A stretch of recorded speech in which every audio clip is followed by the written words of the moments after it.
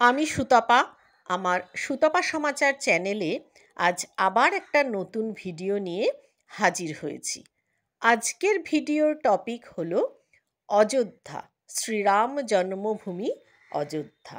আমাদের ভারতবর্ষের একটা প্রাচীনতম শহর এবং ভারতের উত্তরপ্রদেশ রাজ্যে সরজু নদীর তীরে অবস্থিত এই অযোধ্যা নগরী। আজ আমার ভিডিওতে আমি এই অযোধ্যার রাম মন্দির এবং আরও যা যা দর্শনীয় স্থান আছে সেগুলোই তুলে ধরার চেষ্টা করব। আমি আর আমার হাজব্যান্ড অনেক দিন থেকেই প্ল্যান করছিলাম অযোধ্যায় আসব। অবশেষে আমরা অযোধ্যায় পৌঁছেই গেছি। আমরা কিন্তু অলরেডি রাম মন্দির দর্শনের পথেই রয়েছি। এখানে কোনো এন্ট্রি ফি নেই।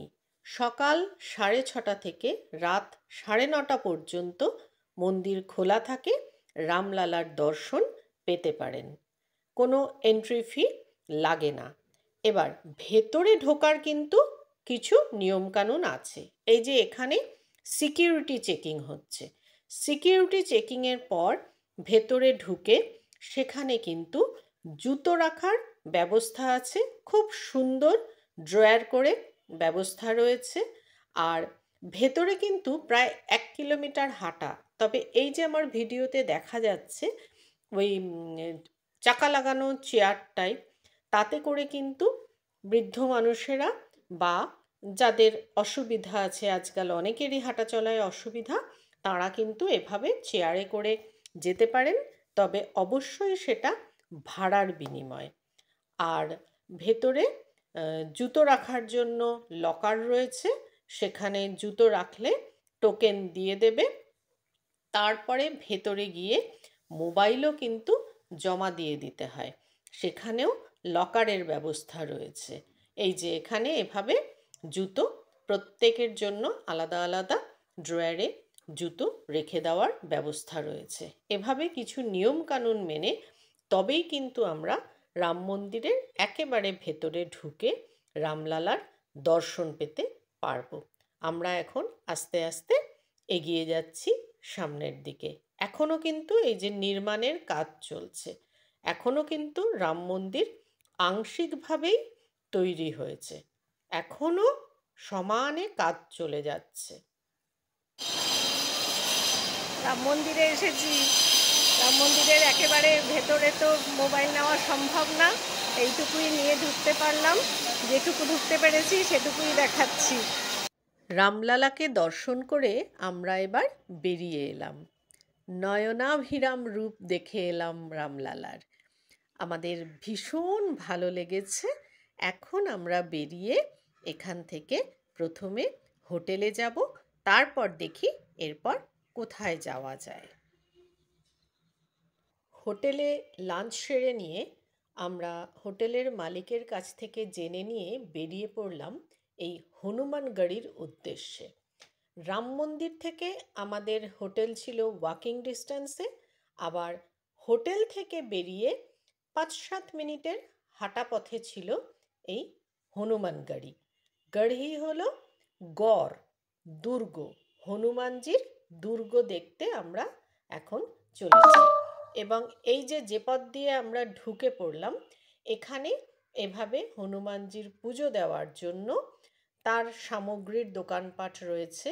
মালা, ফুল, মিষ্টি, হনুমানজির পছন্দের লাড্ডুর দোকান, সব কিছুই রয়েছে।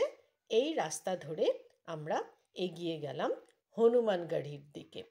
ওখানে বেরিয়ে দেখলাম 2-1টা জায়গা রয়েছে যেখানে আমরা জুতো রেখে দিতে পারলাম। এবার আমরা আসল গড়ের দিকে এগিয়ে চললাম। এটা হনুমানগড়ির উল্টো দিকে একটা পুরনো মন্দির। এবার দেখুন, এই যে দেখা যাচ্ছে এখানে হনুমানগড়ি, এই ওই যে উঁচুতে রয়েছে হনুমানজির মূর্তি, এখান থেকে শুরু হচ্ছে লাইন। এই যে ভিড়, এখান দিয়ে চলে যাচ্ছে সিঁড়ি, এবং সেই সিঁড়ির কিন্তু শেষ আমরা দেখতে পাচ্ছি না। ওই উঁচুতে আমাদের উঠতে হবে হনুমানজির দর্শনের জন্য। তবে হ্যাঁ, সিঁড়ির দুপাশে এবং মাঝ বরাবর অনেক চওড়া সিঁড়ি, এরকম 3 ধাপে স্টিলের মজবুত রেলিং তৈরি করা রয়েছে। যদি উপরে গিয়ে হনুমানজির দর্শনের ইচ্ছা থাকে তাহলে কিন্তু ওই রেলিং ধরে অনায়াসে উঠে যাওয়া যায়। এবং আমরাও কিন্তু অপেক্ষা করতে লাগলাম এই ভিড়ের পিছন থেকে, যে লাইন ধরে এগিয়ে গিয়ে ধীরে ধীরে হনুমানজির দর্শন করব। এবং এটা হচ্ছে ওই হনুমান গাড়িতে ঢোকার আগে ওই গেটের ওখানে এরকম চিত্র রয়েছে। পৌঁছে গেছি আমরা হনুমানজির দর্শনের জন্য। অযোধ্যায় এসে শ্রীরাম ভক্ত হনুমানের দর্শন না করলে তাহলে কিন্তু সেই যাত্রা পূর্ণ হয় না। কাজেই হনুমান গাড়িও আমাদের ঘোরা হয়ে গেল। এবার আমরা ধীরে ধীরে এগোবো অন্যদিকে। 100 টাকা ভাড়ার বিনিময়ে চড়ে বসলাম টোটোতে। উদ্দেশ্য, যাব হচ্ছে সরজু নদীর তীরে। ওখানে গিয়ে সন্ধ্যার আগে আগে পৌঁছে যাব, সন্ধ্যা আরতি দেখব। এই যে জায়গাটা দিয়ে আমরা এখন পাস করছি, এই জায়গাটাকে বলা হয় লতা মঙ্গেশকর চক। যাই হোক, অবশেষে আমরা এসে পৌঁছে গেলাম সরজু নদীর তীরে। এই যে দেখা যাচ্ছে, এখন কিন্তু সন্ধ্যা আরতির আয়োজন শুরু হয়ে গেছে। সরজু নদীর তীরে এই যে ঘাট করা রয়েছে, এই ঘাটেই কিন্তু রামচন্দ্র আসতেন, তাই এই ঘাটগুলোকে বলা হয় রামকি প্যারি। আর এই যে সরজু নদী, বিস্তৃত জলরাশি, দেখতে কিন্তু অপূর্ব লাগছে। আমরাও ওই সিঁড়িতে, বেশ গ্যালারির মতো সিঁড়ি উঠে গেছে, ওখানে বসে পড়লাম সন্ধ্যা আরতি দেখার জন্য। সন্ধ্যা আরতি দেখার পরে আমরা এদিকে এসে এই ঘাটের সাইডে এই জায়গাটায় পৌঁছলাম। এদিকটায় লেজার শো চলছে, দেখানো হচ্ছে রামায়ণের কাহিনী। আমরাও কিছুক্ষণ দাঁড়িয়ে দেখলাম, তারপর এপাশ ওপাশ একটু ঘুরে দেখে নিলাম এবং আজকের মতো ঘোরাঘুরি এখানেই ক্ষান্ত। দ্বিতীয় দিন সকালবেলা প্রথমেই আমরা চলে এলাম রাজা দশরথের মহল দেখতে। আমার কিন্তু বেশ একটা গায়ে কাটা দিচ্ছিল। বইতে পড়া যে সমস্ত ঘটনাগুলো বা আমরা সিরিয়ালে দেখেছি বা সিনেমায় দেখেছি, সেই রকম কাহিনীগুলো যেন চোখের সামনে ফুটে উঠছিল। এরকম ঐতিহাসিক স্থানগুলো দেখতে আমার খুব ভালো লাগে। মহলটা ঘুরে ঘুরে দেখলাম। ভেতরে এখন শ্রীরাম, লক্ষ্মণ, সীতা, হনুমান, এদের সবার মূর্তি রয়েছে। রাজা দশরথেরও মূর্তি রয়েছে। এইভাবেই এখন মহলের ভেতরটা সাজানো রয়েছে। এখনও কিন্তু ভেতরটা খুবই সুন্দর। আমাদের তো ঘুরে ঘুরে দেখতে বেশ লাগছিল। আশা করি ভিডিওতে দেখে আপনাদেরও ভালোই লাগছে। আমাদের খুবই সুন্দর লেগেছে রাজা দশরথের মহল।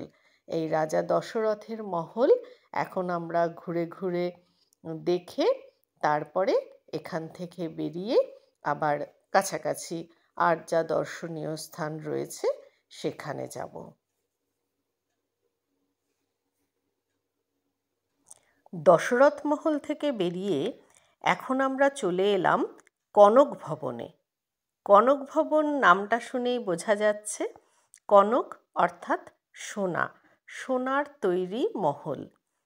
এই মহলটা রানী কইকেয়ী যখন রামচন্দ্র সীতাদেবীকে বিয়ে করে এসেছিলেন, এই মহলটা রানী কইকেয়ী সীতাদেবীকে মুখ দেখে উপহার দিয়েছিলেন। এবং কথিত আছে এই মহলটা কিন্তু পুরোটাই সোনার তৈরি ছিল। অবশ্যই এখন আর সেই সোনা নেই কিছুই। এই হলো কনক ভবনের ভেতরের চিত্র। লুটেরারা এখন অবশ্য সব সোনাই চেঁচেপুচে নিয়ে গেছে, কিন্তু মহলটা রয়ে গেছে। এরপরে আমরা একে একে ঘুরে দেখলাম কল্কি মন্দির, সীতা কি রসোই, যেটা সীতাদেবীর রান্নাঘর, রামের দরবার, এই সমস্ত কিছু দেখে আমরা আবার হোটেলের দিকে ফিরতে লাগলাম। এবার আমি যেটা একটা মজার জিনিস দেখাবো, এই যে অযোধ্যার রাস্তায় লাইট পোস্টের দিকে লক্ষ্য করুন, লাইটের যে হোল্ডারগুলো সেগুলো কিন্তু তীর ধনুক। আমাদের কিন্তু বেশ মজা লেগেছে দেখে। শেষ হলো আমাদের অযোধ্যা সফর। আমরা এখন পৌঁছে গেছি অযোধ্যা রেল স্টেশনে। আজ আমরা বন্দে ভারত এক্সপ্রেস ধরব এবং যাব বারাণসী। আমার ভিডিও আশা করি সকলের ভালো লেগেছে। যদি ইচ্ছে হয়, ভালো লাগে, একটা লাইক দেবেন, রিকোয়েস্ট রইল। আর অপেক্ষা করুন বারাণসীর ভিডিও দেখার জন্য। আমরা আজ রাতেই পৌঁছে যাব। কাল থেকে শুরু হবে আমার বারাণসী সফর। Bye bye.